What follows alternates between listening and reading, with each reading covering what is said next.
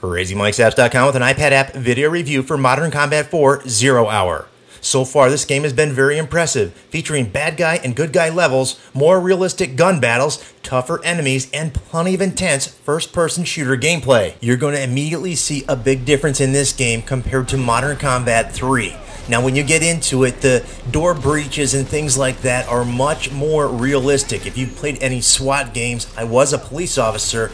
I have a little bit of understanding of how they breach doors and how they enter. And in this game, it's very realistic.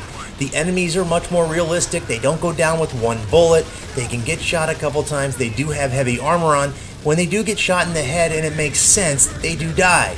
Now, the Havoc game engine is quite impressive as well. There are a lot of good, in this case, a realistic vehicle driving. It's pretty cool. It's hard to shoot, and don't discount the Glock handgun. Very effective when you're out of ammo. A little bit of a rocket launcher here, and it does quite the job. Takes out the artillery or anti-aircraft, and it's done. There's a lot of nice features to this. The enemy is difficult, and there are more options to get different items instead of before in Modern Combat 3. Here's a technique. Go behind the enemy and kind of ambush him from the side and from behind.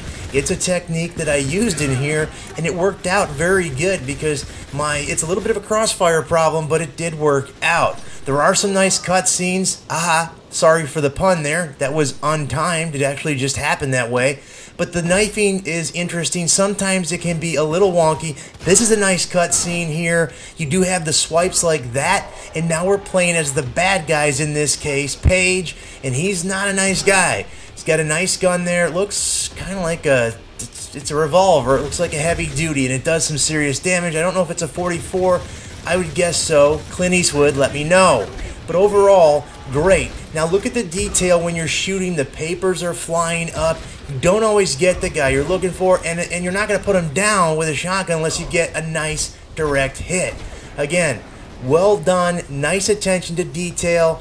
I think the scopes, because I haven't got a different scope yet, but you can see this isn't that great of a scope. It does the job, as you're seeing. It's effective. But I'm guessing that there may be better scopes, and there are more attachments, there are more more items, more upgrades for the campaign mode, and you're going to use blue credits, which are earned quite nicely. Now, this is a drone, they call it, and it's cool. It's more like a robot, as they would call it at police departments. They send in the robot. They're calling it a drone. I thought drones flew in the air. But you can see the thermal imaging of the people coming through the walls and things, or coming out where they're at. You also get to take out a helicopter with this nice gun that's equipped on this thing. And it goes until a point where, well, there's no more room to go, and as you're going to see, some things fall on it, and then you have to go in. Now, I've already gone in, and now we're breaching in through a window to rescue the hostages. You can't see them, but they're down there, and you only have, like, headshots here. And trust me, I killed the hostages a few times before I got it right. Also, don't be afraid to crouch, and they give you a little tip. If you're running and hit crouch, you'll do a slide. Most of you probably already know that from playing Modern Combat 3. This is a very good game. We'll take a look at multiplayer soon. Until next time, Crazy Mike, saying see.